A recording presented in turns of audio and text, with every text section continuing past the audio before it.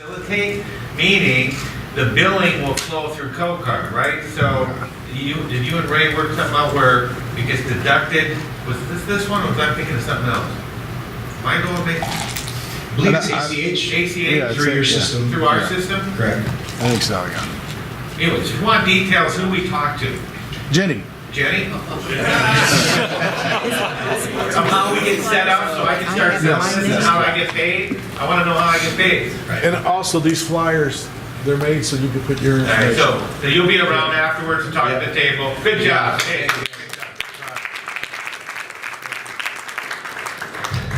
Our last vendor presentation here today, is the Merchant Statement Analysis Company. They're called Merchant. Is that the name of their company? Merchant Statement Analysis, right? I like that name. You know, so many of us really don't like analyzing statements, understanding statements. Some of you in the room that are new to the credit card game, you know how long it takes to utter even no interchange and what's tiered pricing. How do I take this statement? You might call Dan. Dan, you can help. Or, you know, we're looking for somebody here. Well, we finally have a company. And we worked out, nothing's free, understand, but I think we have a killer opportunity for those of you in the room that don't want to hire somebody or train somebody, or you're not trained yet. This is a great avenue for you to take a statement and deliver to the merchant a cost savings analysis. So I guess without any further ado on there, Chris, let's give Chris a hand. He said it all. So as you know, if you've had the opportunity to meet me at the table, my name is Chris Pond. The company's Merchant Statement Analysis.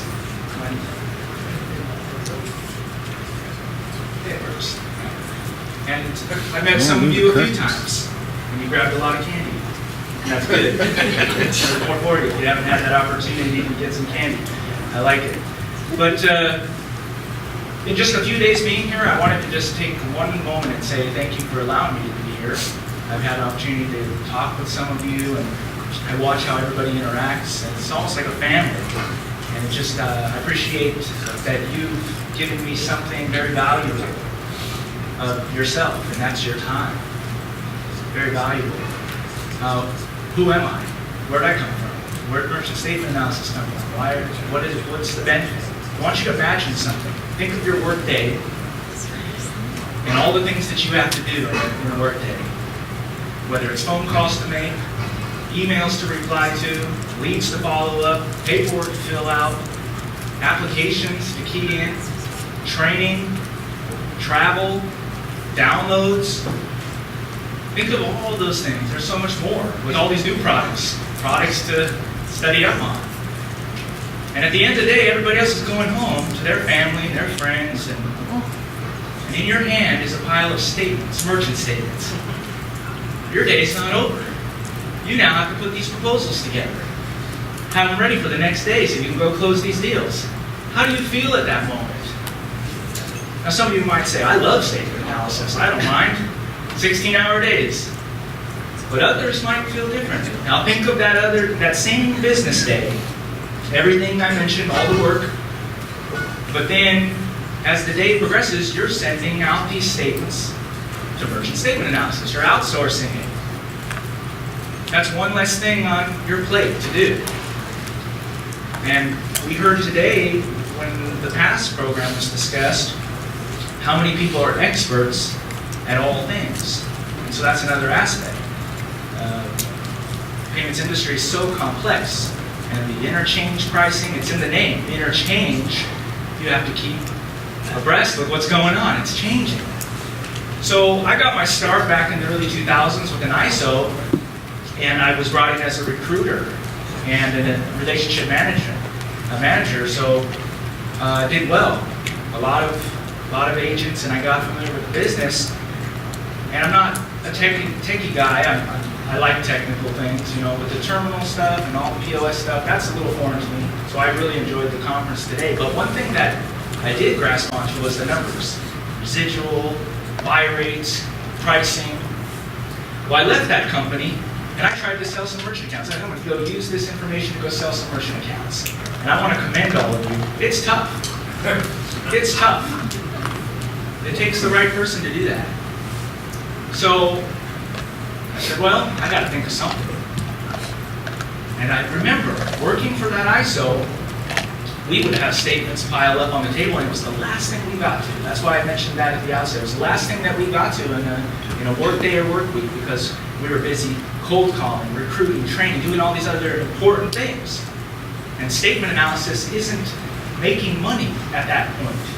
It's not making money. It's not closing sales. It's something you have to do to present to the merchant to do what you do, which is close the deal.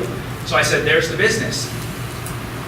And then you consider the aspect of how hard it is to follow up on all these statements. There's so much complexity. And processors change their statements over time. They make it harder to read, more cryptic, adding fees, relabeling existing fees, moving the same fee around in different parts of the page. It's never ending. So the business merchant statement analysis was born. This is the unofficial mascot. He might be official. He's Pete the Parrot. He's actually the brains behind the operation. Now, I've had this guy on my computer for a long time, and I wanted to put him up there because to make that image is not easy.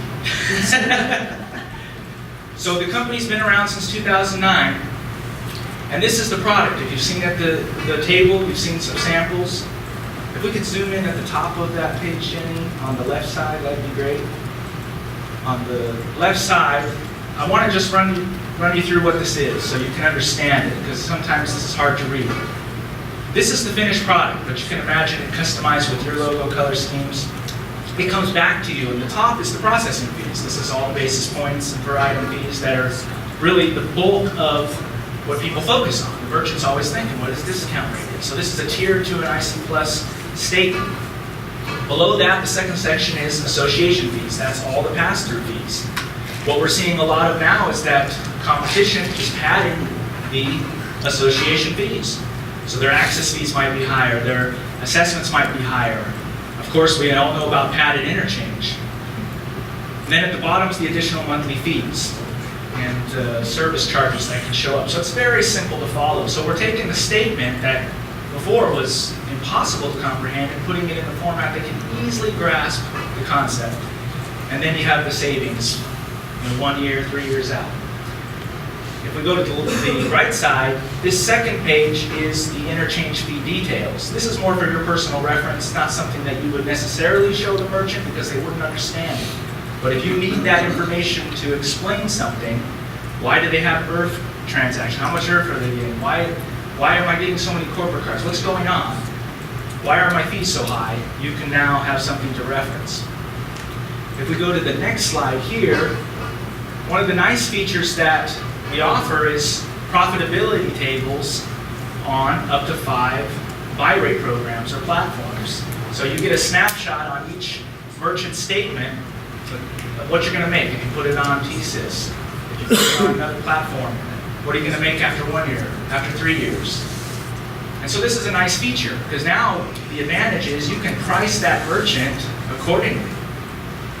I know some of you like to pencil them on the statements. Oh, how many basis points you got here? I can drop it down here. You're paying 10 cents here. I can drop it down to 5 cents here. Let's close the deal. You might be giving away money because the proper analysis might reveal an extra 10 basis points hidden somewhere. Maybe more. We're seeing padded interchange with upwards of 50 basis points, 60 basis points, 70 basis points in there. And the merchant thinks it's just interchange. So again, what's the benefits of statement analysis? Customization.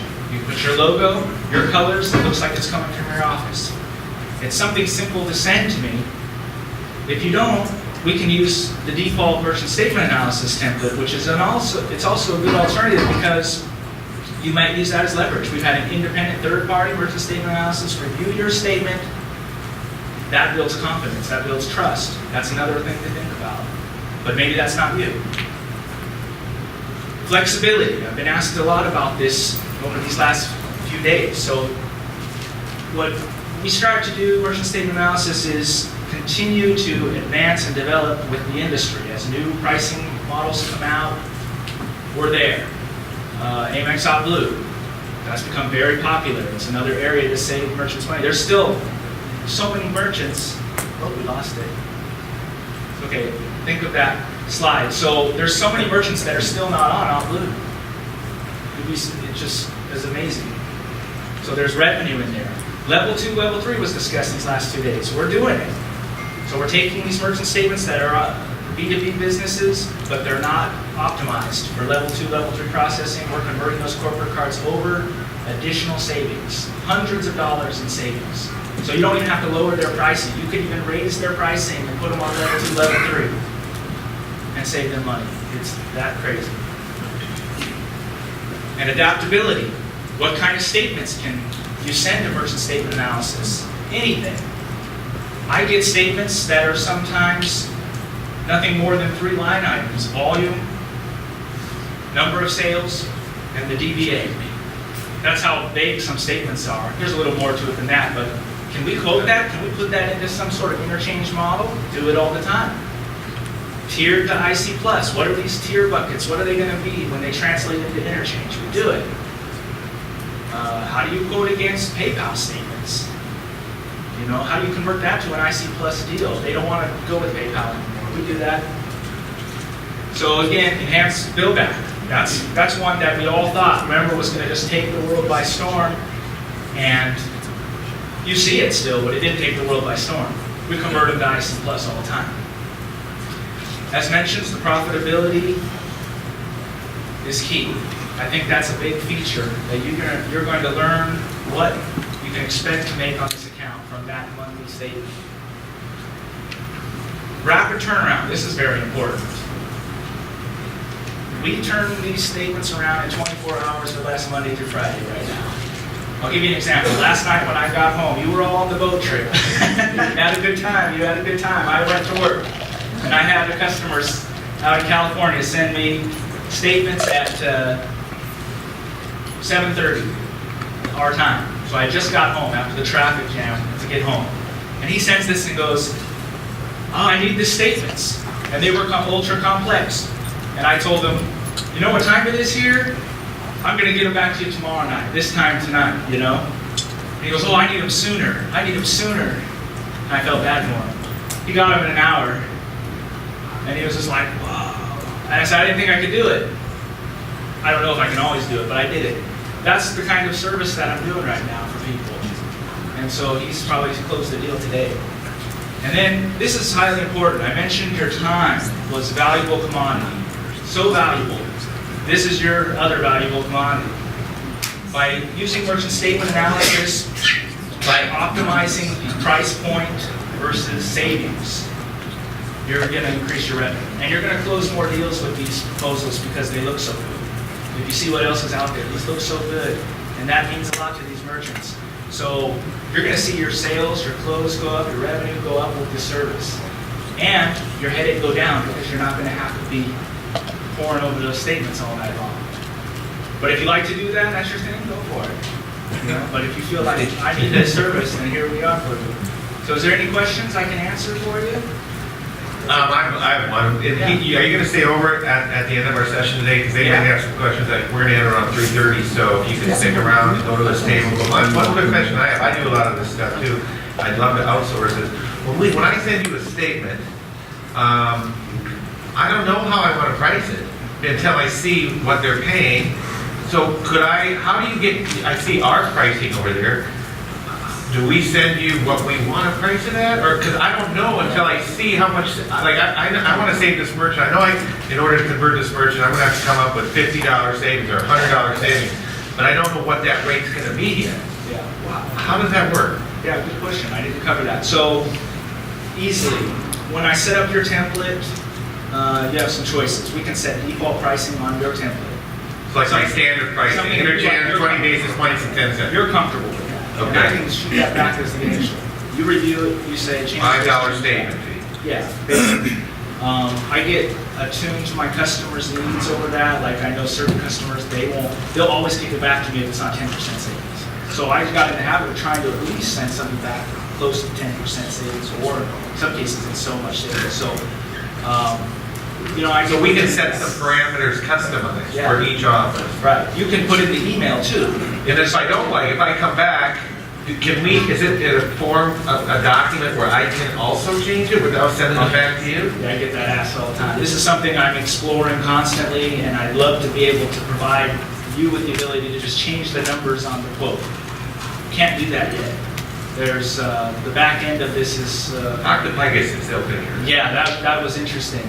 It'd have to be a web portal driven type thing to Yeah. But there's a lot of moving parts to putting these things together, and the tools we've developed make it faster. That's how I'm able to turn them around so fast.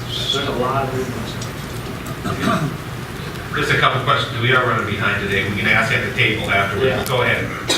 Scott? With your, you said going against, say, a flat rate like a Square or PayPal, what is your assurance, your probability, or your guarantee? You know, if you go through and say, hey, they're paying 3.3, we're projected at 2.8, and we're up all of a sudden it's not. Well, that's a good question. It's time tested. So, in other words, it's a guesswork because you don't know where the card's going to land. But I have some. I'm conservative. Yeah. So I don't promise them the world on it. I'm very conservative, and it's time tested already now since. How many times have you ever had somebody come back and said, "This, you lied, the merchant"? It never comes back. 0. Amy? Say, I was similar question. Are you conservative? You have the descriptor codes. If you're going from a statement that has no description to show card type specifics, and you're quoting something, what percentages are you putting? You know, I mean, are you asking the seller how much do you think their business is falling into the debit versus, you know what I mean? Like, how do you categorize that knowing nothing?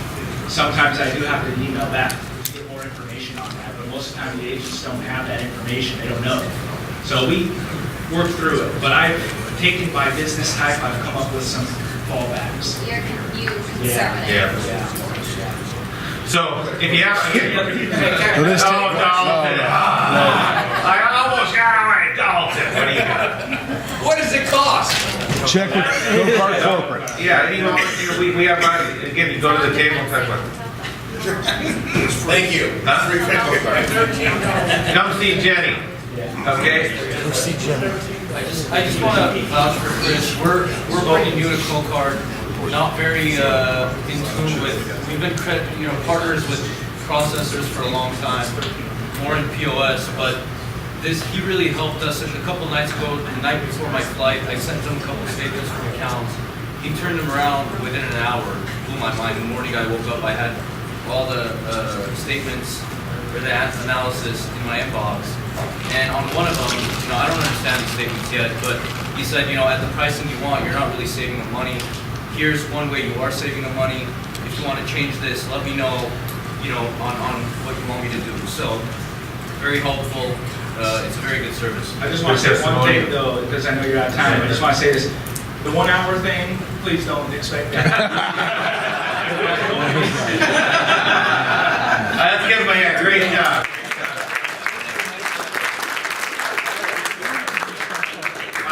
While we're getting ready here, I have one more announcement. I want to bring up another vendor. If you've been to the table, Womply, come on up here and say a couple of words. We talked about the data analytics. If you haven't been over to his table and saw some of the customers, how they track customers and feed them with the database and analytics, we just wanted to say a couple of things. Dan, thanks for giving me a little stage time here. Last time I was here, first of all, Womply, what is it? It's the name of our founder's pet wombat. So, anyways, we offer front office software management software for small businesses. So what does that mean? We've got 3 legs to the stool. So it's business insights, analytics. So if you're a salon right here in St. Petersburg, I can show you 10, 15 other salons and how you compare to them. Second leg of the stool, online social media reputation management. So if you're 2, 3-star or less, social media wise score for a small business, we're going to take you to 4 or 5 stars automatically with this software. And then the third leg of the stool is this building a CRM. We're not building a CRM for you, it's for your small businesses. So every time we see a transaction, we're putting a face, a name, an email address, a mobile number to whoever that customer is, and then we're automatically reaching out, automated marketing, to those consumers to get them back in the door for these merchants. So it's really powerful stuff. It is. Because we know a repeat customer, cost of acquisition is a lot less than getting a new customer out there.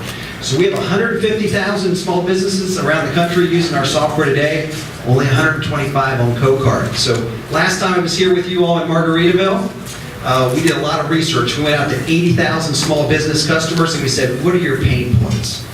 Top 3 are, hey, I don't have enough time in my day, driving customers into my store, and driving more revenue. So that's what we focused on. So we're automating a lot of stuff for small businesses, saving them time. So we're getting those automated marketing emails out there to the consumers. Merchant doesn't lift a finger. We are replying to their negative reviews. You get a 1-star, 2-star, hey, your business stinks. We're replying to that consumer right away, trying to get them back in the store. Merchant doesn't lift a finger. So really powerful stuff that we're doing with this. So Jack, are you going to stick around after with still your TV setup? That little. I'll still have that TV set up for a little bit, and we have that demo available for all your reps out there. We'll do a lot more training. I'll get that coordinated with Jenny. Thank you very much. You bet. All right,